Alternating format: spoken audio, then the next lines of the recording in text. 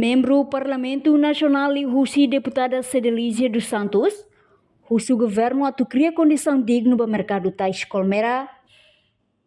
Deputada Cedelísia levanta a questão e a plenária Parlamento Nacional. Segunda-feira, minha parte, a tua recomendação, a foi embahalo fiscalização e a fati refere. Negociante Sira preocupa teve sua condição fatin. Nebe considera clot, no bem hira udang, foi impacto basasan Sira nebe fang iha neba.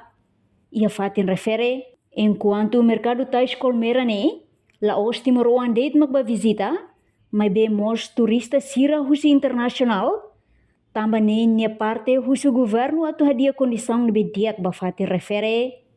Liliu ba tais market nebe ma iha colmera. Sempre bahalo visita iha naba, mas be itani inan feton sira naba hato hela mai hau para dia sebele hato hela ba itani a governo.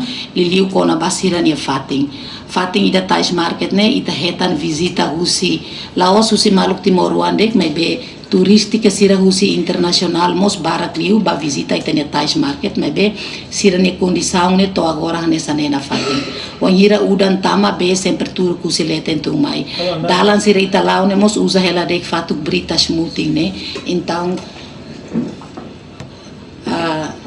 dia tava tão falando dia comemoração vai ser 115 parabéns da lida tá fating ida sira preocupa tebes liliu itania inan feton sira também ma uso ba governo liliu ba itania pam dili hawa no orçamento ne bema kita tahu hela balu ba area turismo ne favorita bela hadia te itania fating e liliu tarik setelah beli usa osang musi pam nian itames beli usa osang lebe maloka ya PNDS nia hanoi kata si vaga balu hina ba ita beli usa para hude beli hadiah tia sirania fating ne molo katu conclui hanoi hawa acompanha.